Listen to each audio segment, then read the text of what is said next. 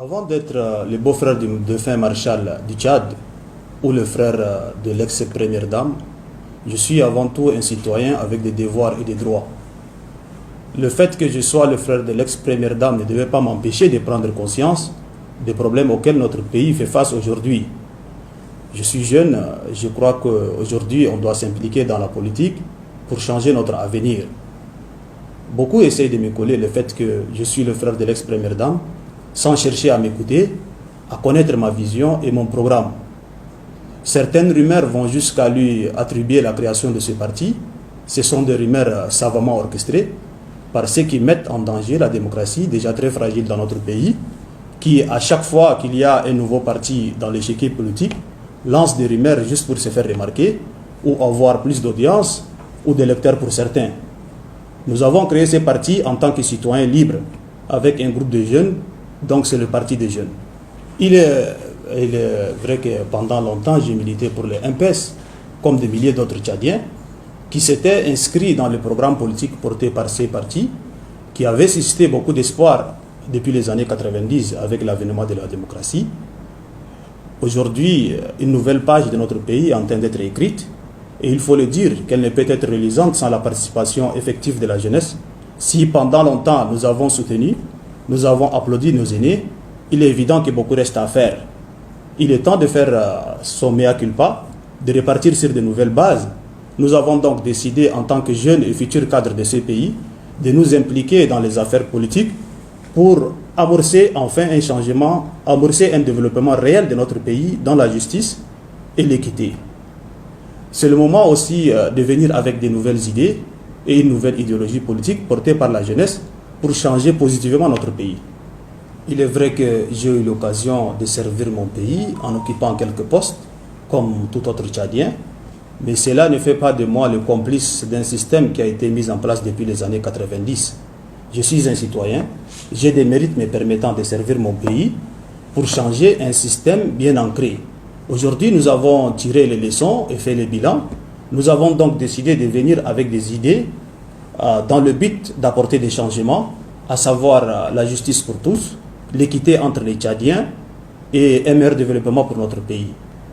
D'abord, notre parti vient renforcer les jeux démocratiques dans notre pays. La particularité de notre parti est que c'est un parti créé par les jeunes, ici des différentes régions et religions du Tchad. Nous ne sommes ni un parti d'un clan, ni un parti d'une région et ni un parti d'une religion. Nous avons créé ces partis dans le but d'apporter plus de changements, pour le Tchad. Donc aujourd'hui, quand nous voyons certains pays tels que le Rwanda, la Tanzanie et le Kenya, on se dit que nous aussi on peut le faire. Et pour cela, nous devons mettre l'accent sur l'éducation avant tout. Si nous sommes au pouvoir, nous ambitionnons d'apporter des changements. Nous ambitionnons de réduire le taux d'analphabétisme de 10 à 15% en 5 ans.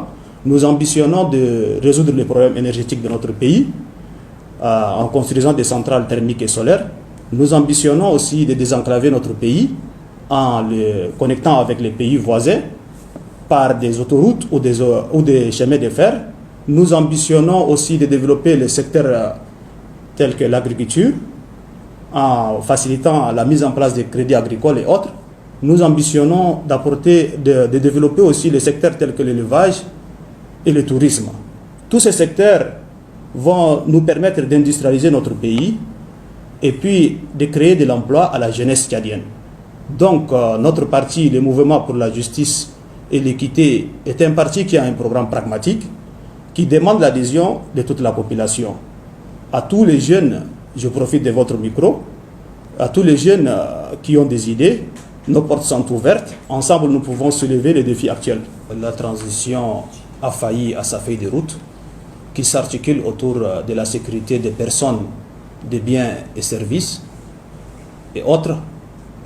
Cependant, nous souhaitons, comme tout autre Tchadien, que la transition devait nous permettre d'aller à des élections libres et transparentes afin d'élire un nouveau président.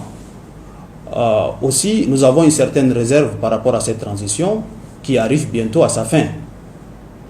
En ce qui concerne le PCMT, je crois qu'il est un militaire qui essaye de faire de son mieux, mais il est un président de transition.